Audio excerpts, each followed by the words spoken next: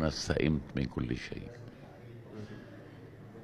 ما في ضابط وما في شيء صح ولا بأي وسط. يعني من الوسط الفني للوسط لأي وسط ممكن تعتبره ما في صح، لأنه الناس مو صح.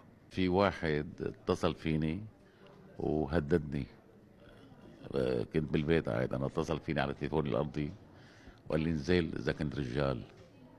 فهذا الخلط بين الممثل والشخصية شغلة فظيعة، انه يصدقوا انه انت ريوز باشي مو انت فلان الفلاني. يعني كنت عم بلبس جزمة، العفو منك من المستمعين، والجزمة ما بعرف شو كانت، مو جلد بلاستيك مدري شو.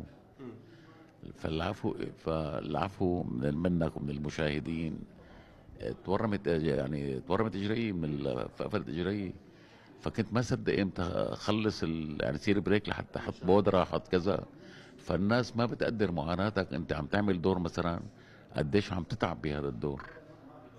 لما اشتغلنا العربجي مدوا لك الحاره تراب ولبسونا جزمات، والجزمات كمان انا اذتني، وتراب بيعمل خلقته للواحد. يعني شغله يعني في معاناه انت عم تعاني منها، عرفت شلون؟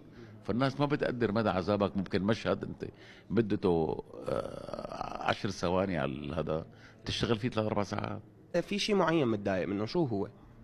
كل شيء، كل شيء عم يعانوا منه الناس، هذا متضايق عليهم ومتضايق من هاي الحاله العامه. يعني هاي المعاناه فظيعه لا تطاق. في شيء على وجه الخصوص مثلا انت بتلاقي انه لازم هو باقرب وقت ممكن ينحل، اذا بدنا نقول ما في شيء ممكن ينحل.